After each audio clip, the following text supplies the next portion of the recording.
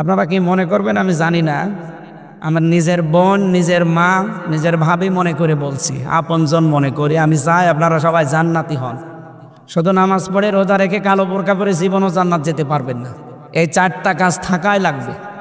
এক নম্বরে ইদা সাররাতহু ইদা নাজারা ইলাইহা সাররাতহু, স্বামী যখন বাইরে থেকে বাড়িতে আসবে তাকে খুশি করা লাগবে। কথাবার্তা দিয়ে হোক, অভ্যর্থনা দিয়ে হোক, আচার ব্যবহার দিয়ে হোক, যেভাবেই হোক তাকে খুশি রাখা লাগবে যখন অন্তত বাইরে থেকে আসবে এই সময়টা। কারণ এই সময়টা পুরুষের জন্য একটা মারাত্মক সময়। এমনিতেই চাপ নিয়ে আসে বাইরে থেকে, আর এসে যদি আপনি শুরু করেন সেই কি বলে কটকটির মতো, তাহলে ও তো হাতের কাছে যা থাকবে সেটা দিয়ে আপনার ফিটাবে। এই জন্য হাদিসের প্রথম অংশ, যখন বাইরে থেকে আসবে কিভাবে আপনি তাকে খুশি করবেন আমি জানি না। আপনাকে আল্লাহ সেই ব্যবস্থা দিয়েছে, চেষ্টা করবেন 100 ভাগ। 2 নম্বরে ইদা গাবা আনহা হাফিজাতু, ও যখন বাইরে যাবে তখন আপনার নিজেকে, আপনার স্বামীর সম্পদকে, স্বামীর সন্তানকে আপনি হেফাজতে রাখবেন। এটা আজ 100 জনের প্রায় অন্তত 95টা মেয়েদের ভেতরে পাওয়া যায় না। স্বামী বাইরে গেলে মনে হয় যে উনি দিন পেয়েছে। কোথায় কোথায় কার সাথে লাইন করে আল্লাহ জানে আর সে জানে। এটা বন্ধ করা লাগবে।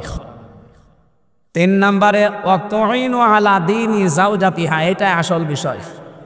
আপনার স্বামী যদি দিনের কাজ করে, ইসলামের কাজ করে, মানবতার সেবা করে, তাহলে তাকে ছাড় দেবেন, সময় দেবেন, তাকে অন্তত তাকে উৎসাহ দেবেন। ঠিক আছে, তুমি যা করছো আমি সময় দিলাম, আমার কষ্ট হলেও।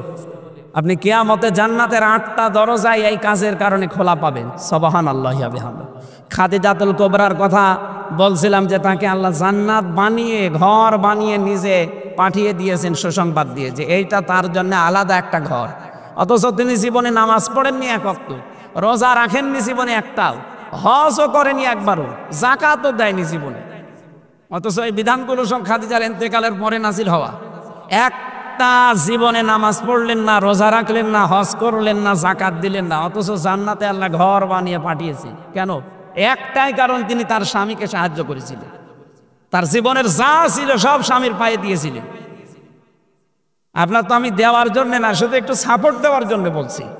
4 নম্বরে আপনার স্বামী যদি কোনো জায়েজ হুকুম করে, যেটা পছন্দ করে, যে জায়েজ, এটা জীবন থাকতে আপনাকে মানা লাগবে। যতক্ষণ বেঁচে আছেন মাস্ট বি, এটা মানাই লাগবে। আমি নিজের স্বামী, এখানে যত স্বামী বসে আছি সবার পক্ষ থেকে আমি অন্তত দায়িত্ব নিয়ে বলতে পারি, প্রত্যেকটা স্বামী আমরা চাই এবং পছন্দ করি বিয়ের পরে যেন আমাদের মা বাবা আমাদের সাথে থাকে। এই স্বামীরা বলেন তো চান কিনা? সবাই বলেন। বিয়ে না করে হাত তোলার দরকার নেই। আমি জানি সব স্বামীর মনের কথা এইটাই, কারণ আমি তো নিজের স্বামী, আমি জানি। কিন্তু 100 ভাগের 95টা মেয়েরা এইটা চাই না। কেন বলেন তো? কি হয়েছে আপনাদের? কে কান পড়া দেয়? থাকবেন আপনি দুনিয়ায় কিয়ামত পর্যন্ত? খুব বেশি হলে এখানে আমরা যারা আছি, আর খুব বেশি হলো 50 বছর পরে কেউ এখানে থাকবেন না, সব মাটির নিচে যাবেন। নতুন মানুষ এখানে এসে চাষ করবে। 100 বছর পরে যদি এসে কুষ্টিয়ার এই 2 তলা বাড়িতে আপনি এসে বলেন যে এ বাড়ি আমার, ওখানে যারা থাকবে আপনাকে ঢুকতে দেবে? আমি আমার পূর্বপুরুষ যারা আছে, আমার বাবার নাম রিয়াজউদ্দিন, তার বাবার নাম জাহান আলী, তার বাবার নাম নমাজ আলী, এরপরে আমি আর চিনি না। হ্যাঁ, সত্যি কথা বলছি, আমি আর চিনি না, কারণ আমার আর জানা নেই। এখন যদি নমাজ আলীর বাপ এসে আমার কুষ্টিয়ারে বাড়ি দেখে বলে এ বাড়ি আমার, আমি বানিয়েছিলাম, ওনার দাঁত মুখ রাখবো? সব করে ফেলবো না? যদি ইয়ার কি মারেন আপনি? কিসের নমাজ আলী আপনি? নমাজ আলীর বাপ আপনি, নমাজ আলীকে তো আমি চিনি না। এই জন্য কার কান পড়া নিয়ে, কার খুশি মতো বা কোন আনন্দ করার জন্য আপনি এগুলো করেন আমি জানি না। আপনি আশা করছি এই কথাটা মেনে নেবেন। স্বামী যদি জায়েজ যেটা উনি পছন্দ করছে, আপনি পছন্দ করবেন না কেন? আমার সাথে যে জল্লাদ ছিল, এখন ওর 30 বছর জেল। শাহজাহান জল্লাদ মরে যাওয়ার পরেও দায়িত্ব পেয়েছে ইলিয়াস, চট্টগ্রামে বাড়ি, কেন্দ্রীয় কারাগারে আছে, এখন ফাঁসি দেয়। তো এই লোকটা আমার কাছে এসে একদিন কাঁদছিল আর বলছিল ফাঁসির ওই কন্ডেম ছিল, জীবনের কাহিনীটা, কেন জেলে আছে।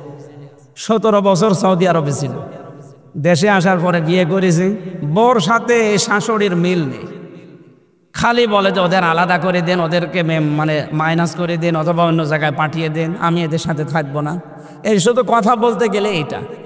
বলছে আমার টাকা একটা মাকে আমার বোনকে দিলে ওর মন পাওয়া যায় না, খালি জ্ঞানজাম করে আমার সাথে। একদিন একটু ওই সতর্ক করার জন্য, সংশোধন করার জন্য একটা থাপ্পড় দিয়েছি, এক থাপ্পড়ে ও ছাতা মরে গেছে।